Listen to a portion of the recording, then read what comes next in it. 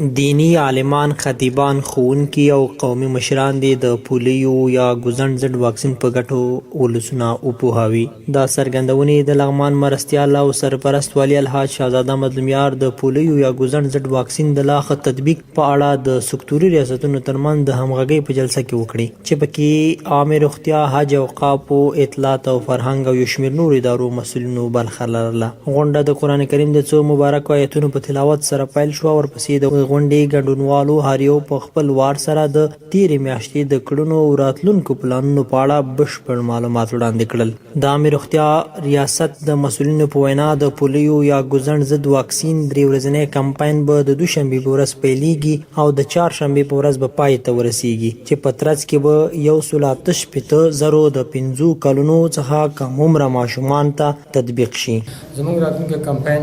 د دوشنبې ورځ چې د فبروري 12 تاریخ کې دي تر 14 پورې، دوشنبه، سهشنبه، چهارشنبه، پنجشنبه بیا پلان جوړیږي او جمعې ورځ دا کمپاین د پولیو په ضد کمپاین په ټول لغمان کې اجرا کیږي. او په دې کمپاین کې به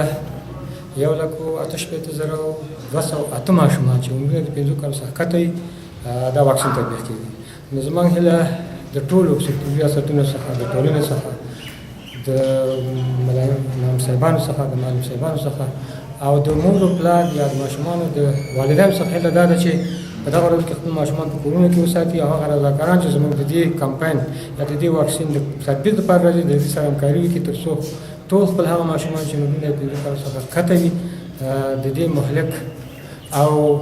معیوبیت تولیدونکي مرض په ضد باندې واکسین شي. سرپرست والي په دیني عالمانو، ښوونکو، والدینو او قومي مخورو غږ وکړ چې د دغې خطرناکې ناروغۍ د له منځه وړلو په موخه د ګوزڼ ضد واکسین په تطبیق کې د روغتیايي کارکوونکو سره همکاري وکړي. ښاغلي مظلومیار د حج، اوقافو، اطلاعات او کلتور او ښځو چارو رئیسانو، د رسنیو، دیني عالمانو، ښوونکو، قومي سپین ږیرو او مخورو څخه غوښتنه وکړه چې د پولیو یا ګوزڼ ضد واکسین په ګټو ولسونه وپوهوي او هم د دې انسان ژغورونکي ملي پروسې په پلي کېدو کې همکاري وکړي.